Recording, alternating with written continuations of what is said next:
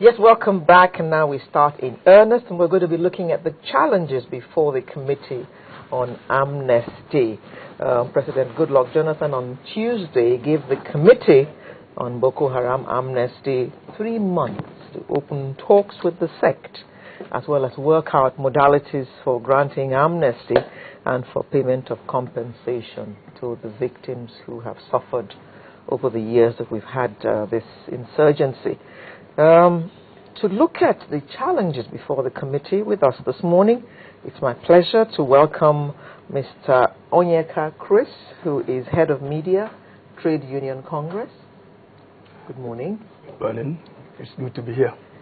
We also have our old friend, Mr. Oscar Owudiwe, who is a social commentator and Vice President of Aka Ikenga.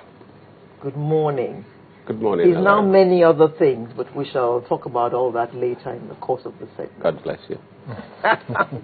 We also have another old friend, Mr. Sonia Oni, who is a member of the editorial board over at the Nation newspaper. Good morning. Thank you very much for joining us. Now, let me begin with you, sir, if I may. This committee has 3 months. And there's a whole long list of things it is supposed to look at and do. Do you think that the committee can actually achieve all that in the time that it has been given? I sincerely believe they can achieve all that in 1 month if they have the right template. How so? That's simple. The truth is going to history. Why does this continue to reoccur since the year of our Lord 1949 till date? We're talking 56 years of things like this. The only difference is that this is the first time it's been dragged for years. Before, it happens in 2-3 days, 1 week, it stops. It happens again 2-3 days, 1 week, it stops. Now, it has dragged on since 2009 till now. The question is that not one simple, no security agency is saying to us, we are investigating this, or we're doing a research into this to find out why does this keep reoccurring in the northern part of the country.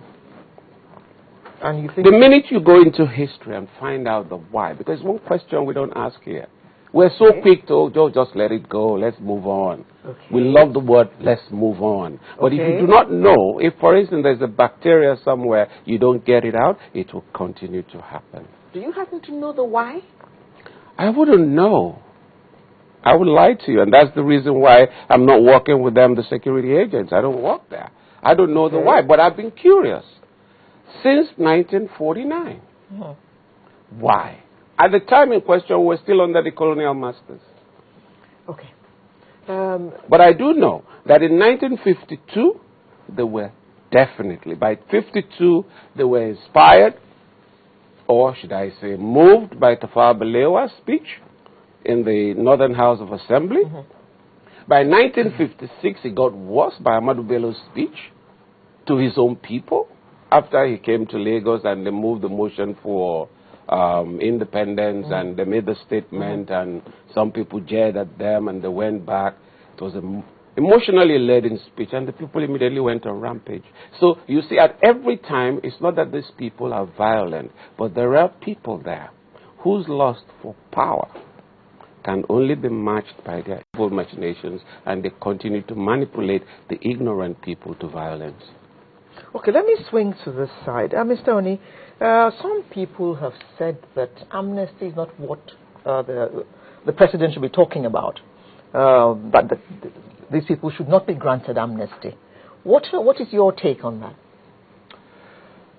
Thank you very much. Now, one of the greatest challenges I've had understanding the very concept of amnesty is what exactly do we have in mind when we say amnesty? Now, here we have a situation of mass murder taking place. Crimes are daily being committed. And then there's a lot of pressure on government just to have peace at all costs. Peace without justice. Now, look at the number of people that have been rendered victims of this insurgency. And then there is so much pressure to just get over with it.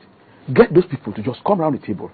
You know, one of the things I found very curious is that in our haste to just get these people to put down their arms, we seem to forget one very thing, that there's a rabid ideology that drives this insurgency.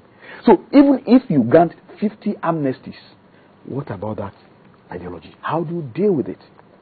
To me, there is no such thing as a short-term solution to this thing. Now, I sympathize with government wanting to, to be seen to respond to opinions of people, well-meaning opinions, political opinions, some actually embedded in politics. But you see, the question we have to ask ourselves is, what exactly do we want as a nation?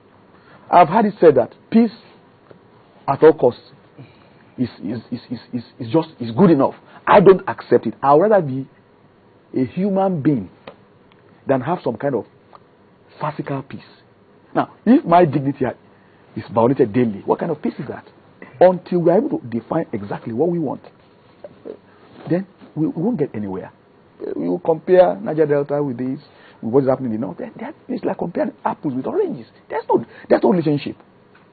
Niger Delta was very clear in what they want. They wanted the years of injustices redressed. They wanted greater participation in the resources taken from their soil. To me, those are legitimate concerns. But these people, up till this very moment, we do not even know what they want. Some people say they want a theocratic state. They haven't even come to put them on the table for us. Okay? Some people say it's poverty that's fueling this thing. That's not the poorest part of this nation. Yes, Northeast is very poor. But look, there's poverty everywhere. So until you are able to actually isolate this ideology that drives this thing, you won't get anything. You could have 50 amnesties, you still have to deal with that. So are you implying that you do not see a solution through this committee? I have always seen it this way. Any solution that will come has to be a local solution. Forget all this talk about amnesty being ghosts. They live in the communities. And what I see in the north happening today is a case of failure of leadership or leadership abdication. Look, these things thrive because the community, they become embedded in the community. And over the years, the community has become somewhat. The community is protecting them? I wouldn't say, sometimes accommodating of them. Remember that advert in those, that slogan in those days, arm robber, not be ghost. They're not. You cannot, that's why it's dangerous to think that you can ever bring an imposed solution. Each time I hear federal government should come up with a Marshall Plan, I just laugh. What is Marshall Plan? If there is a local solution that attracted funding. So the leaders of the North, and I'm very serious about it, they have to just sit down. Look at the ravages in the North. It's a vicious cycle. You can't bring development there. If you go there now, you say you want to open a road in the North, the contractor are likely to be killed. And so you can't have development, and then poverty increases, and then insurgency is fueled. So it's a vicious cycle. The leaders of the North, they have to step forward and own the drive for peace. Look, whether we like it or not, there is no such thing as a federal solution to a local problem. The solution, the solution will start when people are ready to start. That's my position. Okay, Chris Onyeka, you are with the TUC, Trade Union Congress, right? Okay. Ask the question before. Yes. The point I'm going to make is this. Trade Union Congress cuts across the whole nation. In fact, any union in Nigeria, they cut across the whole nation. Trade Union Congress, Labor Union, they're not limited to the south of Nigeria. In terms of membership in the north, what has been the feedback, the yearnings and the desires of your members in the northeast and other parts of the northern part of Nigeria? Okay, that's a very good one. But before I make my comment, I want to clarify that I am no longer the head of media and information Trade Union Congress of Nigeria. So I do not speak for the Trade Union Congress of Nigeria. But you do have your hand. I'm still a labor activist though I now work with the Civil Liberties Organization as the head of campaign and programs, and a consultant with the Trade Union Congress of Nigeria. And as a labor activist, I get feelers from all over the place. And actually, the Civil Liberties Organization is on the verge of doing a collaboration with some multilateral agencies on this issue of insecurity in the North and the combating of this insecurity. Because we have documented over time the outrage against the rights of Nigerians, the poor masses, the men, the women, the aged, the children in the North, in the effort to contain the Boko Haram insurgency. And I can seriously talk about Nigerian workers in the Northeast and in the Northwest because I'm in constant touch with them. Just about 3 or 4 days ago, I was with some of them somewhere in a lorry. The feeling is that of angst. The feeling is that of having been abandoned by the Nigerian state, especially the workers. They believe that the Nigerian state has abandoned them to their plight. And that's why those in government have barricaded themselves in their respective offices and homes with concrete walls. The citizens are left in the hands of the insurgents. Okay, so there is a worry, and it's affecting productivity in those clients. It's also affecting certain programs that would have been taken to those clients to empower, to build capacities and capability in the workers of that particular region.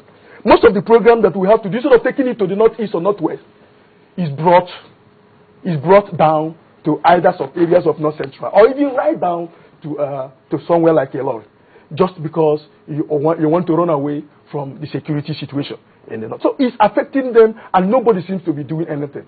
You see, there is a problem. Like he was saying, there is an ideology that drives Boko Haram. There is a philosophy. There is a principle. And until you deal with that principle, that philosophy that drives Boko Haram, that drives insecurity in the North, you are wasting your time with the amnesty. The amnesty, you're taking amnesty to somebody that says, I don't want amnesty. That I am the person that is actually supposed to give you amnesty. And you're setting up a committee to go and beg and look for them. First of all, you have to look for them. And then you have to begin to, when you find them, you begin to beg them. Please accept amnesty. That is curiously funny. And it can only happen in a place like Nigeria. We want peace, yes, but not peace of the graveyard.